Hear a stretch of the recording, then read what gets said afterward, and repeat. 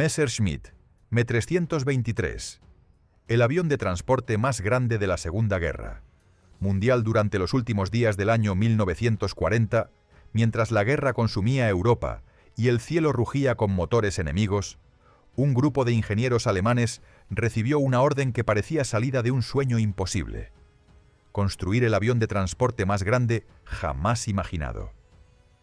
Nadie podía prever que aquella idea, nacida entre los escombros de la derrota aérea sobre Inglaterra, acabaría convirtiéndose en un monstruo volador tan gigantesco como trágico. Su nombre quedaría grabado en los archivos de la historia: Messerschmitt Me-323 Gigant. La génesis de este coloso comenzó cuando la Alemania militar comprendió que su sueño de cruzar el Canal de la Mancha se había desvanecido. La llamada Operación León Marino, la invasión proyectada contra el Reino Unido, se había suspendido después del desastre sufrido por la aviación alemana frente a los cazas británicos. Sin embargo, los estrategas del alto mando no renunciaban a su ambición de dominar los cielos y conquistar territorios más allá del continente. Si no podían atravesar el canal, se abriría un nuevo frente en el este, contra la vasta Unión Soviética, y para ello necesitaban un medio capaz de mover ejércitos enteros por aire. Hasta ese momento, el ejército alemán contaba con el planeador DFS-230, un aparato ligero que había cumplido un papel crucial durante la invasión de Bélgica, pero que resultaba ridículamente pequeño para transportar tanques, cañones o camiones de suministros. Su capacidad no superaba las 1.200 kilos de carga. Aquello era inaceptable para un plan de invasión que requería mover blindados, combustible y artillería pesada a través de centenares de kilómetros. Fue entonces cuando, el 18 de octubre de 1940, el Ministerio del Aire alemán envió una orden urgente a las dos empresas más importantes del país, Junkers y Messerschmitt. En un plazo de apenas 14 días, debían presentar un diseño de planeador colosal, capaz de transportar un cañón antiaéreo de 88 milímetros, su semioruga de arrastre o incluso un tanque mediano Panzer. La velocidad con la que se exigía el proyecto era tan vertiginosa que los ingenieros apenas tenían tiempo para dormir. Se trataba de una carrera frenética, donde el fracaso significaba quedar fuera de los favores del régimen. En Dessau, los diseñadores de Junkers presentaron el Ju-322 Mammut, un avión completamente fabricado en madera, enorme y frágil al mismo tiempo. En su único vuelo experimental demostró ser un desastre, pesado, inestable y casi ingobernable. Además, el tipo de madera utilizado, roble laminado de alta calidad, era escaso y extremadamente caro. El proyecto fue cancelado de inmediato. Mientras tanto, en Augsburgo, la empresa Messerschmitt preparaba una respuesta diferente. El joven equipo liderado por el ingeniero Ludwig Volkow concibió un aparato más robusto, con estructura metálica tubular y alas de dimensiones colosales. Su primer nombre fue Me-261W, aunque pronto sería rebautizado como Messerschmitt Me-321, el primer paso hacia el gigante que el mundo conocería más tarde. El Me-321 era un planeador descomunal, sin motor alguno, pensado para transportar hasta 20 toneladas de carga. Su tamaño era tal que al verlo en los aeródromos de pruebas, los soldados lo apodaron la ballena voladora. Pero aquel monstruo tenía un problema insalvable. Para despegar, necesitaba ser remolcado por 3 cazas bimotores Bf-110 en formación perfectamente sincronizada. Si uno de ellos fallaba, la tragedia era inevitable. Y la tragedia llegó muy pronto. Durante las pruebas iniciales, un conjunto de 3 remolcadores perdió la coordinación en plena carrera de despegue. El planeador, cargado con un vehículo blindado, se elevó apenas unos metros antes de caer bruscamente al suelo y explotar en una nube de fuego. Aquella catástrofe fue la peor de la aviación alemana hasta ese momento, con decenas de hombres muertos en cuestión de segundos. Sin embargo, el alto mando no detuvo el programa. Alemania necesitaba desesperadamente un transporte aéreo de gran capacidad, y los ingenieros sabían que debían dotar al gigante de motores propios para hacerlo realmente útil. Así nació la idea que daría origen al Messerschmitt Me-323, un avión motorizado basado en el diseño del planeador. Me-321, pero transformado en una bestia con 6 motores y una estructura reforzada. A finales de 1941 comenzaron los primeros experimentos con fuselajes adaptados, mientras en Francia ocupada se requisaban fábricas y materiales para acelerar la producción. El objetivo era ambicioso: crear una flota de aeronaves capaces de transportar tropas enteras, tanques y cañones a los frentes más lejanos. Los ingenieros trabajaban bajo una presión insoportable. El invierno de 1941 trajo consigo las noticias de la campaña soviética, donde las líneas de suministro se extendían miles de kilómetros sobre un terreno congelado. El ejército alemán se encontraba cada vez más dependiente de los transportes aéreos, pero los Ju-52 resultaban insuficientes. El Me-323 debía convertirse en la solución definitiva, un titán de acero y madera que compensara con su tamaño la escasez de recursos y combustible. El primer prototipo voló en secreto durante la primavera de 1942. Aquella máquina parecía desafiar las leyes de la física. Sus alas, de más de 50 metros, se arqueaban bajo el peso de la estructura. Sus motores franceses, Gnome-Ron, rugían con un sonido grave y poderoso. El fuselaje, sostenido por un esqueleto de tubos de acero, se recubría con paneles de tela reforzada para aligerar peso. Los pilotos decían que no era un avión, sino una ciudad flotante. El éxito del vuelo inicial fue recibido con aplausos en los hangares de pruebas, pero nadie ignoraba los riesgos. El aparato era lento, difícil de maniobrar y vulnerable a cualquier ataque enemigo. Aún así, su capacidad de carga impresionó al alto mando. Podía transportar un tanque Panzer, un cañón antiaéreo de gran calibre o hasta 130 soldados equipados. Era, sin duda, el transporte más grande que había surcado los cielos hasta entonces. Mientras los técnicos trabajaban día y noche para corregir defectos, se preparaba una nueva serie de pruebas. Las versiones iniciales sufrían vibraciones violentas en los motores externos y problemas en el tren de aterrizaje, que colapsaba con frecuencia en pistas irregulares. Se diseñó un sistema de refuerzos y se añadieron cohetes auxiliares para el despegue, llamados Walter HWK-109-504, que proporcionaban un empuje adicional de varios miles de kilos durante unos pocos segundos críticos. El espectáculo del Gigant elevándose lentamente con 6 motores rugiendo y llamaradas saliendo de los cohetes era una visión casi apocalíptica. Con cada prueba, el avión se hacía más confiable, aunque seguía siendo un desafío pilotarlo. No había nada comparable en el mundo. En los talleres los mecánicos lo observaban con una mezcla de orgullo y temor, conscientes de que aquella criatura inmensa podría cambiar el rumbo de la guerra o acabar engullida por ella. Los rumores decían que pronto sería enviado a África, donde el mar y el desierto decidirían su destino. El Messerschmitt Me-323 Gigant estaba listo para entrar en servicio. Alemania, convencida de que el control del aire aseguraría la victoria en tierra, apostó su esperanza a un monstruo de 6 motores, que como una ballena de acero estaba a punto de surcar los cielos ardientes del Mediterráneo. En el verano de 1942, cuando el calor del Mediterráneo parecía derretir hasta el acero, el nuevo gigante de 6 motores realizó su debut oficial. El Messerschmitt Me-323 Gigant comenzó a rugir sobre los aeródromos de Sicilia y del sur de Italia, despertando tanto admiración como inquietud. Nunca antes se había visto algo tan descomunal. Su sombra cubría media pista, su fuselaje se elevaba como el lomo de una bestia marina, y los soldados que observaban su despegue sentían un temblor en el pecho al ver cómo esa masa de acero, madera y tela se levantaba lentamente del suelo. El alto mando lo destinó al norte de África, donde el Afrika Korps del mariscal Erwin Rommel necesitaba desesperadamente refuerzos. Los convoyes marítimos eran presa fácil de los ataques aliados, y las rutas aéreas se convertían en la única esperanza para mantener viva la campaña en Túnez.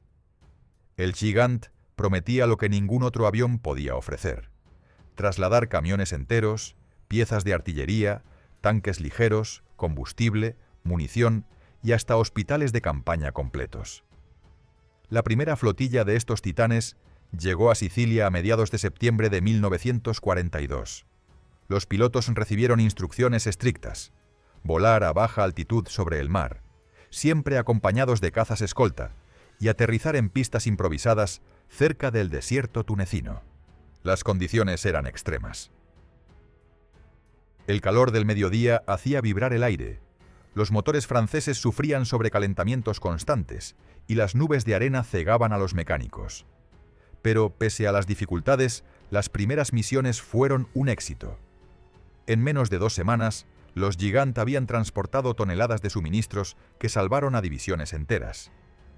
En una de las operaciones iniciales, un solo avión llevó en su interior 3 camiones Opel Blitz completamente cargados, un cañón antitanque y más de una docena de soldados.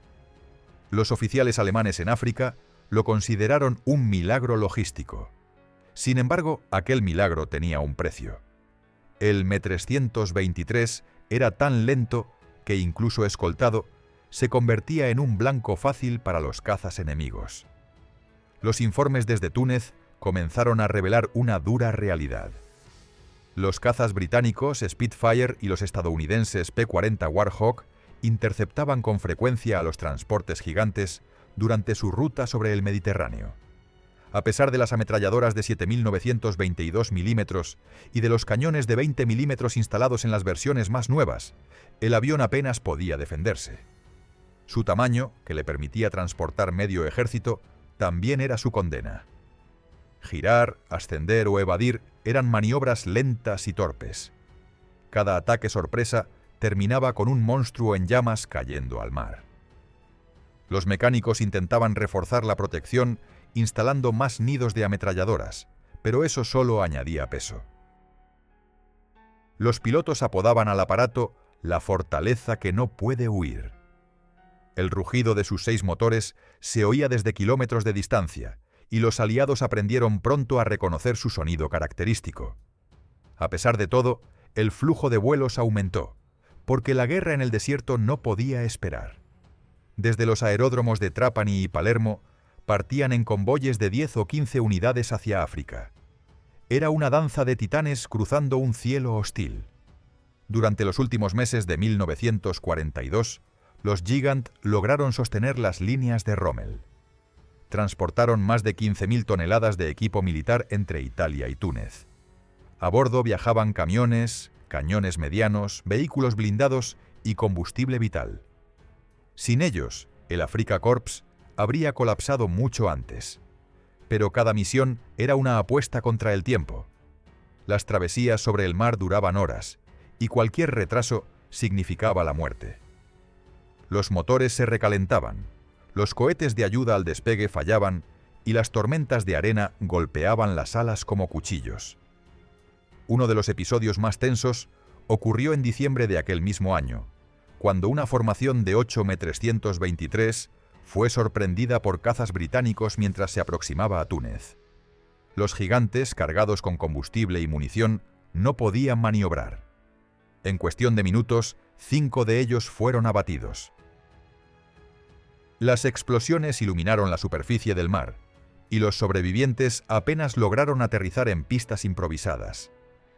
Los pilotos que regresaron sabían que habían presenciado un adelanto del desastre que estaba por venir. Pese a las pérdidas, Berlín insistió en continuar las operaciones. Hitler, convencido de que la victoria en África aún era posible, ordenó reforzar el frente con más hombres y material.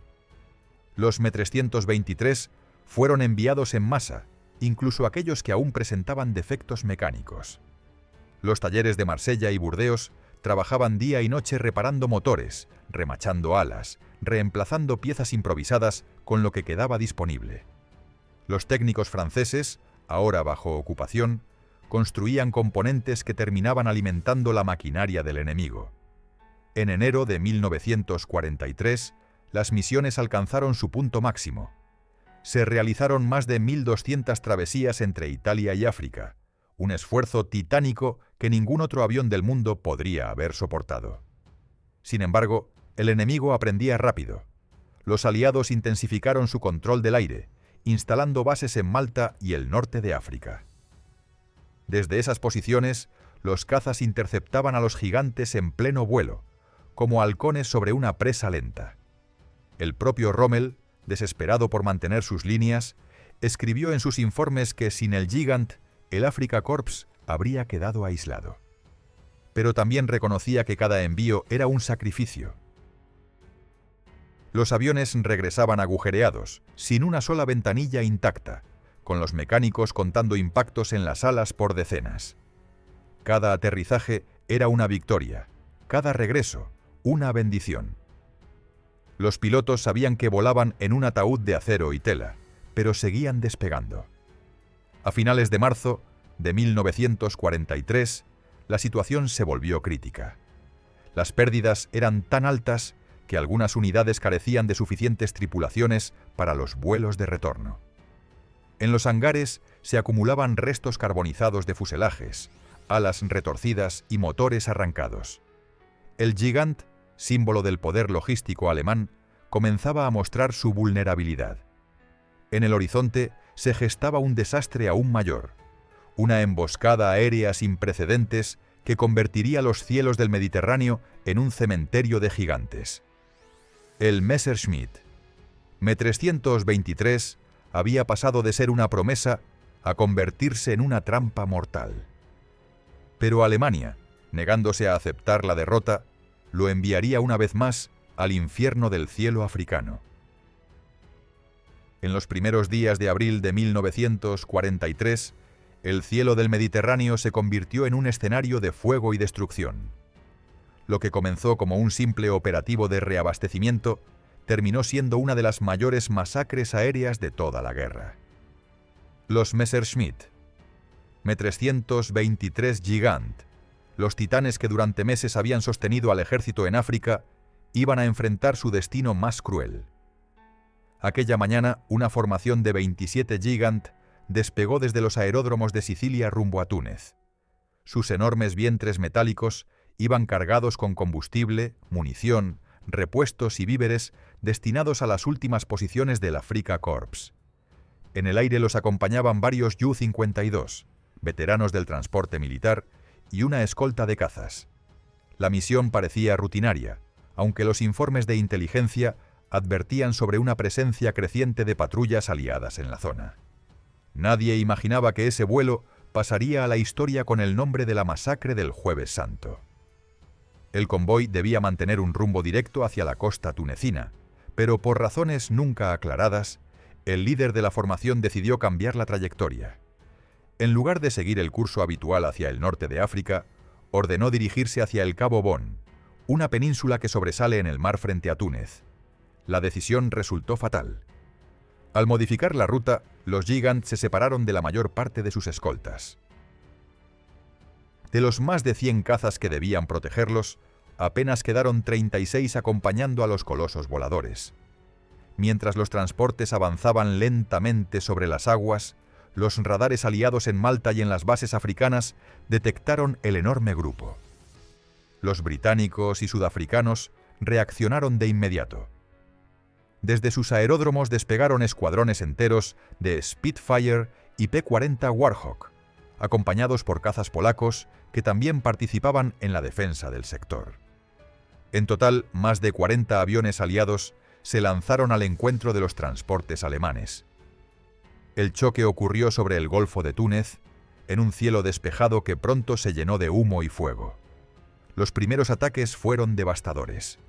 Los Gigant, lentos como ballenas atrapadas, apenas tuvieron tiempo de reaccionar. Sus ametralladoras pesadas escupían fuego desde las ventanas laterales, pero la diferencia de velocidad era abismal. Los Spitfire se abalanzaban en picado, disparando ráfagas que atravesaban los fuselajes como cuchillas incandescentes. Uno tras otro, los gigantes comenzaban a arder, dejando tras de sí estelas negras que se perdían sobre el mar. En cuestión de minutos, el cielo se transformó en un infierno. Los P-40 Warhawk atacaban desde la parte baja, mientras los Spitfire cortaban las formaciones por arriba. Los cazas de escolta alemanes, superados en número, luchaban desesperadamente por mantener la línea. Las radios se saturaban con gritos, coordenadas y llamadas de auxilio. Un piloto del M-323 relató más tarde que, al mirar hacia atrás, vio cómo los otros colosos se incendiaban uno a uno, como si alguien apagara velas gigantes sobre el mar. En apenas media hora, 22 de los 27 transportes fueron derribados. Los pocos que lograron sobrevivir regresaron destrozados, con agujeros en las alas, motores apagados y cuerpos calcinados dentro del fuselaje. Fue un desastre absoluto. La Luftwaffe perdió en una sola jornada una cantidad de material que jamás pudo reemplazar. Los restos de los aviones quedaron esparcidos por el Mediterráneo, hundiéndose lentamente bajo las olas junto a toneladas de combustible, armamento y vidas humanas. La noticia de la tragedia llegó a Berlín como un golpe directo al corazón del alto mando. Nadie podía comprender cómo una operación planificada con tanto detalle había terminado en semejante catástrofe. La pérdida de los Gigant dejó al Afrika Korps sin su principal línea de suministro. Desde ese momento, Rommel quedó prácticamente aislado. En los aeródromos de Sicilia, los técnicos recogían los restos chamuscados de las máquinas que habían logrado regresar. Los hangares olían a queroseno, metal quemado y desesperanza. Pese a la magnitud de la derrota, los mandos insistieron en continuar los vuelos. Alemania no podía permitirse detener el puente aéreo. En los días siguientes, se intentaron nuevas misiones con formaciones más pequeñas, intentando volar de noche o a baja altitud para evitar la detección. Pero el enemigo ya conocía sus movimientos y dominaba el aire. Cada salida se convertía en una ruleta mortal. Los Gigant eran demasiado visibles, demasiado lentos y demasiado necesarios para dejarlos en tierra. El final de la campaña africana se acercaba con rapidez. En el desierto, las tropas alemanas y italianas resistían sin municiones ni combustible. Los pocos M-323 que quedaban en servicio fueron concentrados para un último intento de abastecimiento masivo. El vuelo debía realizarse bajo condiciones extremas, con las tripulaciones exhaustas y los aviones al límite de su resistencia. Muchos sabían que sería un viaje sin retorno. En aquellos días, el Mediterráneo se convirtió en un cementerio flotante. Los restos de los Gigant derribados seguían emergiendo entre las olas, fragmentos de alas, depósitos de combustible, cajas de munición y cuerpos sin vida atrapados en los restos del fuselaje. Los pescadores tunecinos contaban que, al amanecer, podían ver sombras inmensas bajo el agua, los esqueletos metálicos de los colosos caídos.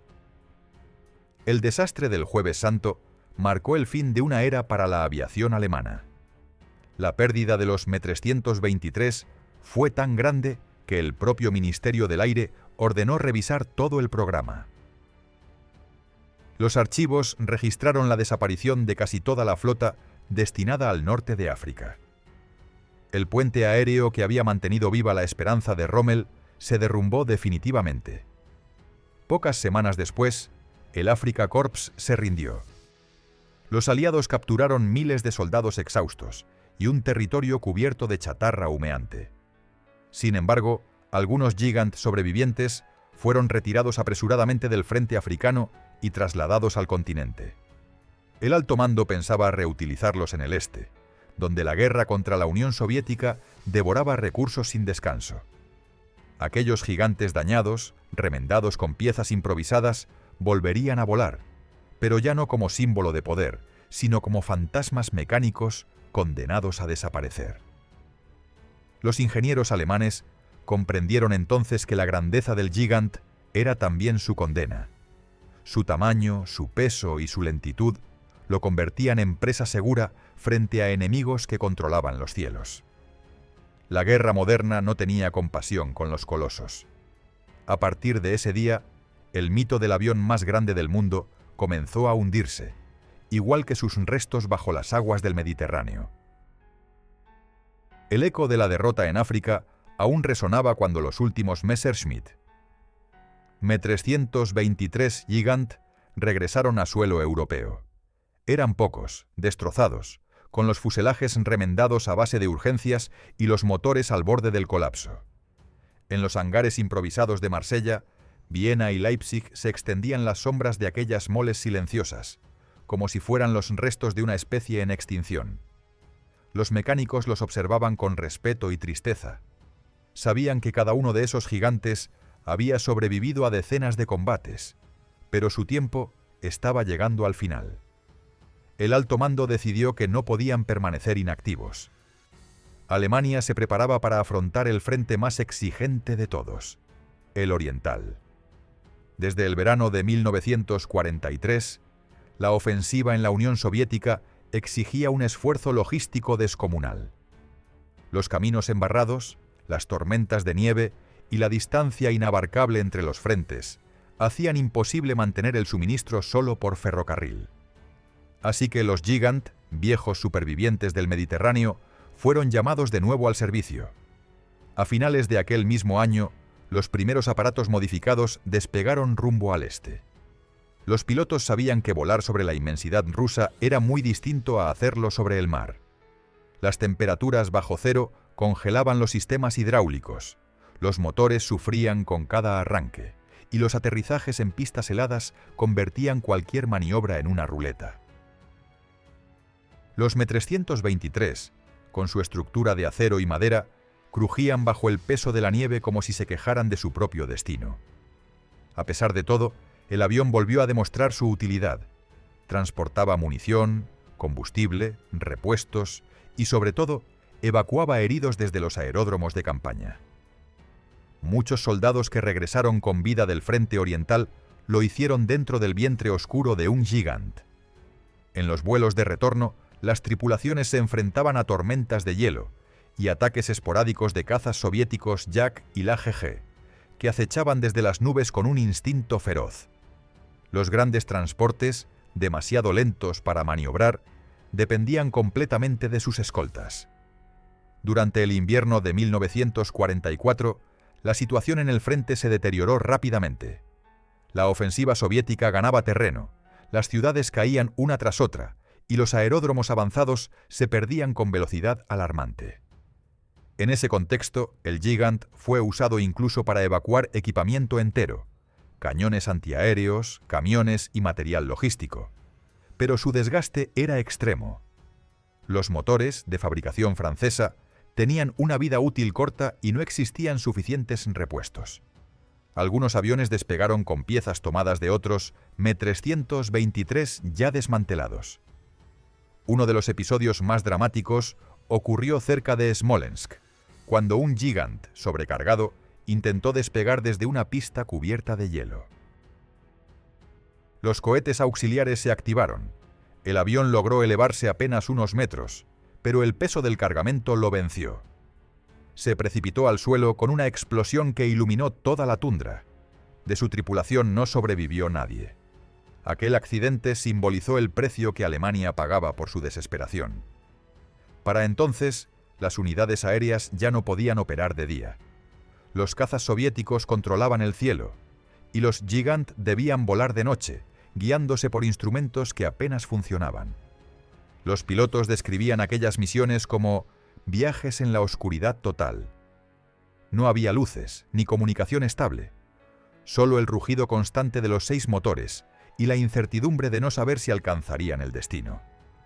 A medida que el invierno se prolongaba, la flota de Me-323 se reducía cada mes. Algunos fueron destruidos por ataques en tierra, otros se perdieron en accidentes durante los aterrizajes forzosos. El avión era demasiado grande para ocultarse, y cada base aérea donde se encontraba se convertía en un blanco. Los bombardeos aliados sobre los aeródromos del este acabaron con buena parte de ellos.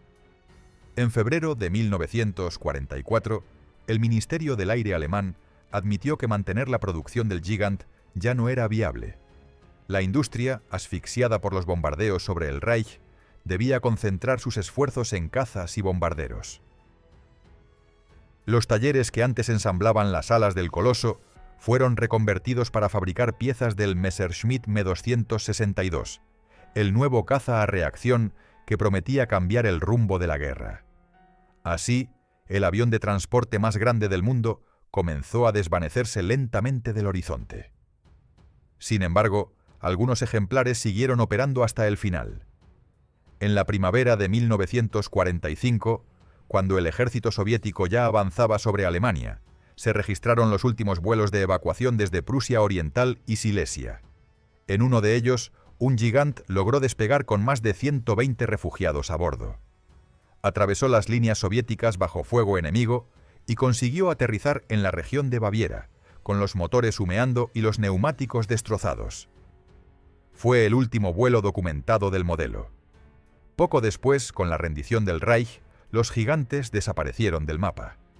Algunos fueron destruidos por sus propias tripulaciones para evitar que cayeran en manos del enemigo.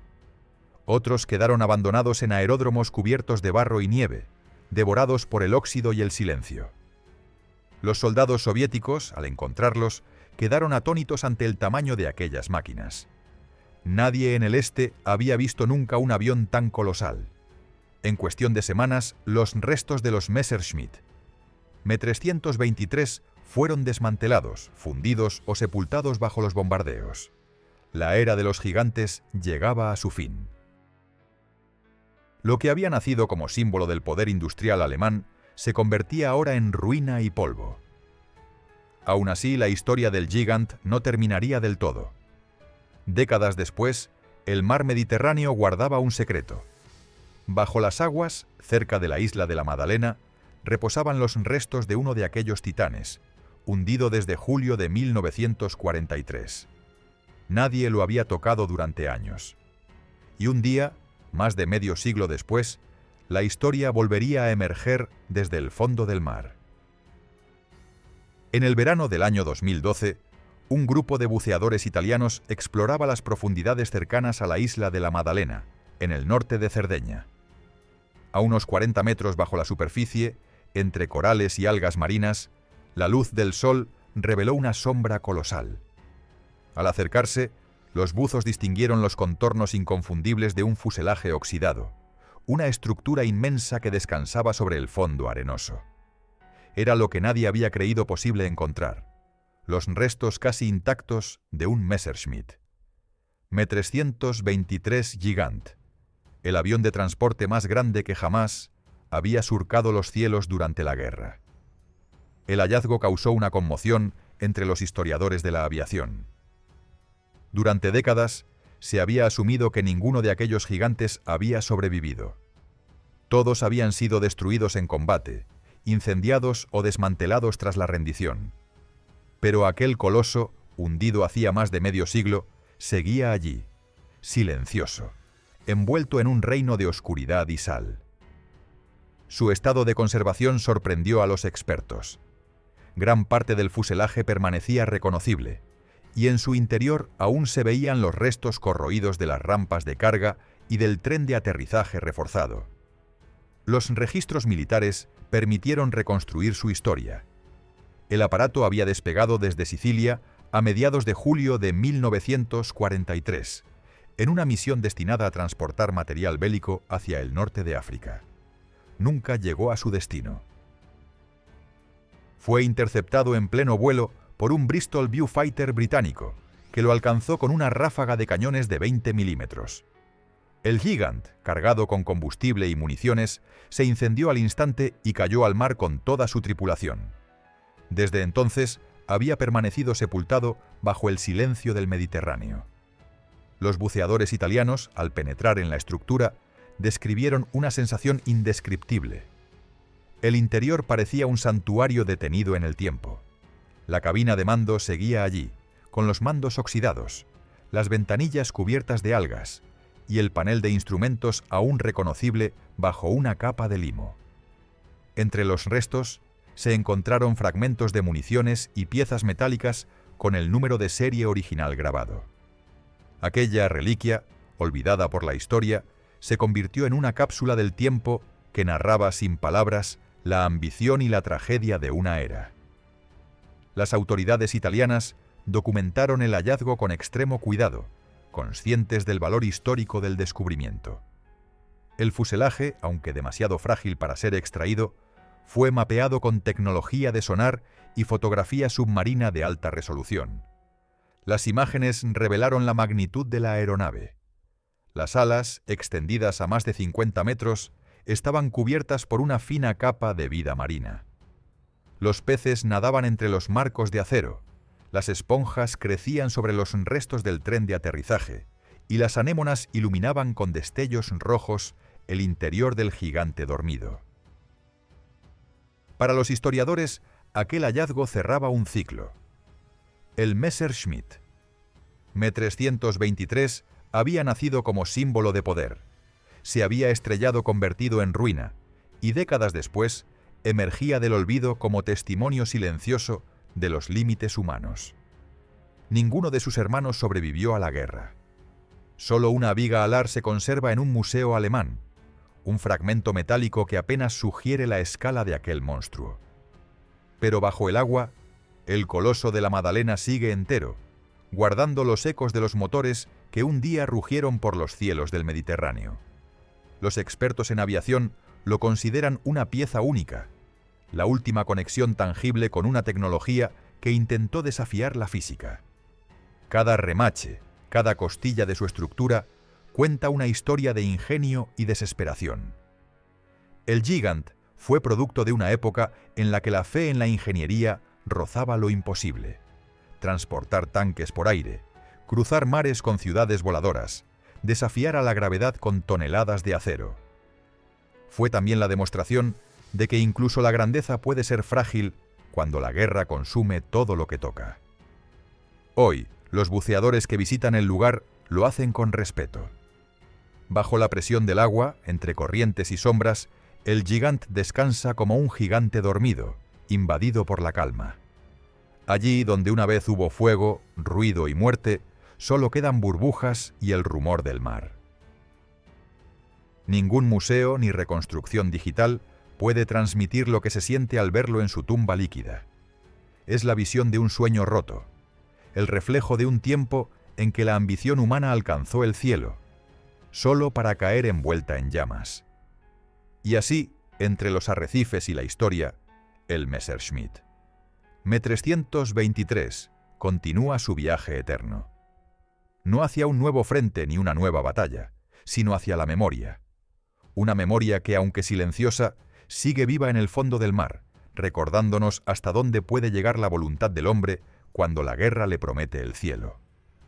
Si te gustó esta historia, apóyala con un me gusta, deja tu comentario y suscríbete para descubrir más historias olvidadas de los colosos que una vez surcaron los cielos del mundo.